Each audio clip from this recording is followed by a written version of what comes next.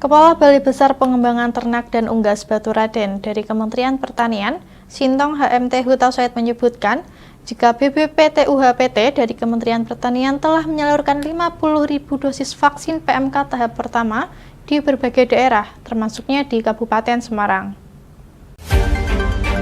Siapa dan menang melalui itu saja. Kementerian Pertanian melalui Balai Besar Pengembangan Ternak dan Unggas Batu Raden atau BPPT-UHPT telah menyalurkan 50.000 dosis vaksin penyakit mulut dan kuku PMK di berbagai daerah.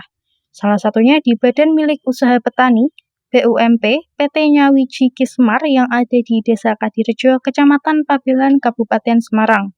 Kepala BPPT-UHPT Batu Raden Kementan menyebut, pemberian ribuan dosis vaksin PMK tersebut sebagai upaya dari pemerintah untuk menanggulangi mewabahnya PMK. 50.000 dosis vaksin tersebut diberikan di beberapa wilayah di Indonesia, termasuk di 7 provinsi di Pulau Jawa yang mengalami peningkatan kasus PMK terbesar. Ini ada peningkatan kasus, utamanya di 7 provinsi khususnya di Pulau Jawa. Tapi sebenarnya kasusnya itu masih tidak begitu mengkhawatirkan sebenarnya. Tapi perlu kita waspadai, karena apa? Ini pancaroba. Biasanya perubahan cuaca yang ekstrim, itu munculnya penyakit-penyakit khususnya yang PMK ini. Ditambah lagi, ini sudah memasuk sebenarnya untuk vaksinasi. Tadi sampai Pak Kadis tadi, mungkin ya, titer antibodi atau daya imunitas ternak kita ini sudah menurun. Dan memang ini mestinya harus sudah masuk jadwal vaksinasi. Ternyata sebelum masuk bulan vaksinasinya ini, kasusnya udah muncul duluan, itu yang pertama. Nah, antisipasi kami dari pusat, Kementerian Pertanian yang pertama, kami sudah mendistribusikan 50.000 dosis yang pertama.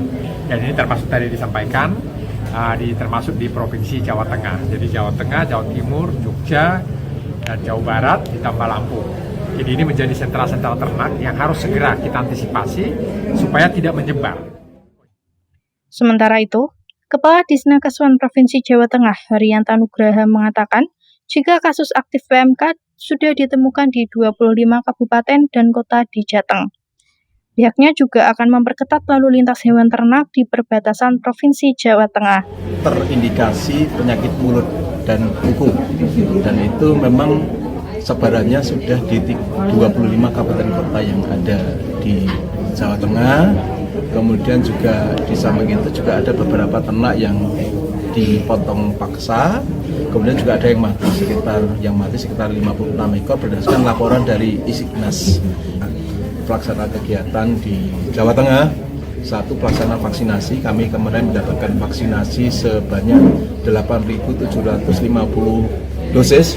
Sudah kami distribusikan ke beberapa kabupaten kota yang ada di Jawa Tengah, dan ini vaksinasi masih terus berlangsung. Kemudian juga teman-teman kabupaten kota juga sudah melaksanakan pengobatan untuk ternak-ternak yang masih sakit. Kemudian kita juga melakukan langkah-langkah untuk kebersihan kandang melalui desinfeksi dan sebagainya. Kami juga menyalurkan desinfektan yang seperti kami juga sampaikan kepada Kepala Desa Kadirejo tadi, desinfektan untuk diaplikasikan baik di lingkungan kandang maupun pasar-pasar hewan.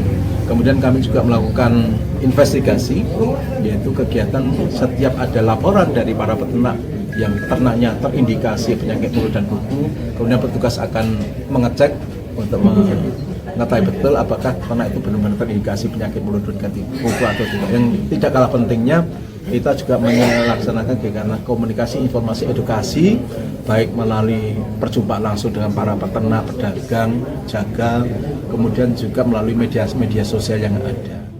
Hingga saat ini, sudah ditemukan di angka 2.945 kasus yang tersebar di beberapa daerah di Jawa Tengah. Meski diakui Haryanto, jumlah tersebut masih kecil, yakni sekitar 0,18% jika dibandingkan dengan jumlah populasi keseluruhan di Jateng. Dari Kabupaten Semarang, Hesti Maniar, Lingkar TV melaporkan.